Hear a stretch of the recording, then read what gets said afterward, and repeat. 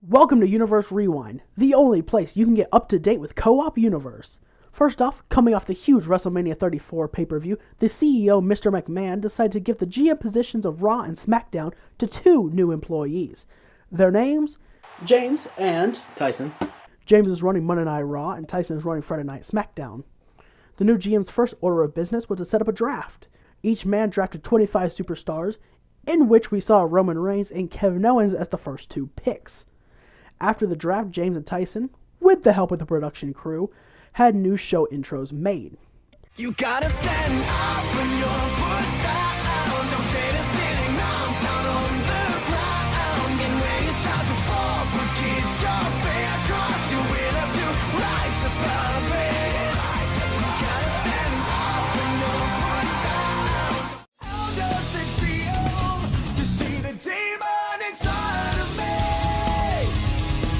And I'm letting it out. I'm letting it out. I'm letting it out. This thing inside of me. Personally, I like the SmackDown intro more, but both are good. Either way, I do have one major announcement. Coming straight from Vince McMahon himself, Vince has just said, and I quote, "With the first week with James and Tyson running the shows almost at its end, they are now allowed to sign free agents. However, they can only sign 2 free agents per month." With all that news out of the way, let's get into what happened on Monday Night Raw. The first thing we saw on Monday Night Raw was a U.S. Championship match between Zack Ryder and TJ Perkins. Of course, this would be to crown the very first U.S. champion in Universe mode. And in this match, we saw a completely different side of Zack Ryder, as he had a very convincing win over TJ Perkins, where he was very aggressive.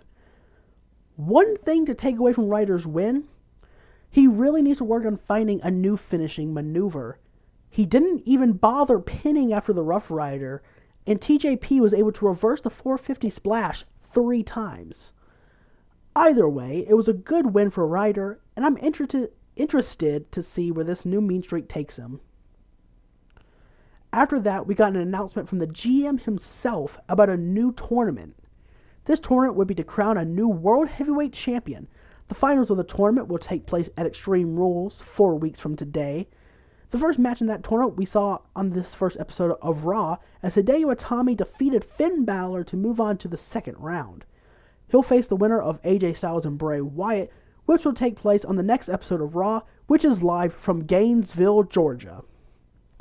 After that announcement, we saw Elias destroy Kurt Hawkins. It was a great win for Elias, as he has a first round match in the World Heavyweight Championship tournament against Sami Zayn coming up.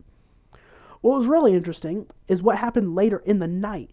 The cameras caught part of a conversation between Ryder and Hawkins, and it seems as if they're reuniting their old team. After Elias' domination, there was a really good tag match between Titus Worldwide and the B-Team. And I gotta say, Curtis Axel and Bo Dallas, they clearly have learned from their time with The Miz, as they stuck to the game plan and they won the tag titles. But the last thing to talk about with Monday Night Raw is the fiasco with the women's title. Alexa Bliss was looking really good against Mickie James when Mickie was able to find the counter for Twisted Bliss. When Mickie started to get the upper hand, Alexa took her to the outside and gave her a vicious DDT on the floor. Then Bliss took a count-out win, and what was really strange was the fact that the referee gave Alexa Bliss the title and declared her the new women's champion. Except we all know that's a problem, because you cannot win a title by countout. We definitely need answers from James Merkerson here. On the contrary to Monday Night Raw, SmackDown did not have any controversy. What Tyson did have on his show was 2 great matches. But before the show went on the air, we saw Seth Rollins pick up a win over Baron Corbin. It was a nice win for him.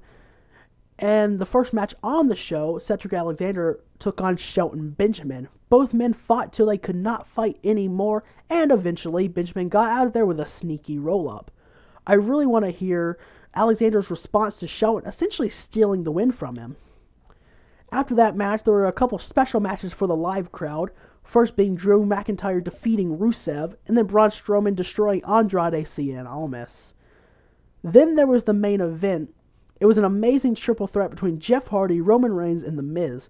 Roman Reigns had multiple opportunities to win the match, but all those opportunities were squandered by mind games from Jeff Hardy. Those mind games kept Hardy and The Miz alive in the match, but it allowed The Miz to eventually pin Roman Reigns off of his signature snap DDT. And ladies and gentlemen, that's it for this first edition of Universe Rewind. And until next time, I'll see you later. This just in, I have just gotten word that 2 never-before-seen wrestlers have been seen at the promotion BCW. Seeing as how BCW owner Baron Blade and the WWE have always had a good relationship, I'll be interested to see if those 2 superstars make their way to the WWE somewhere down the line.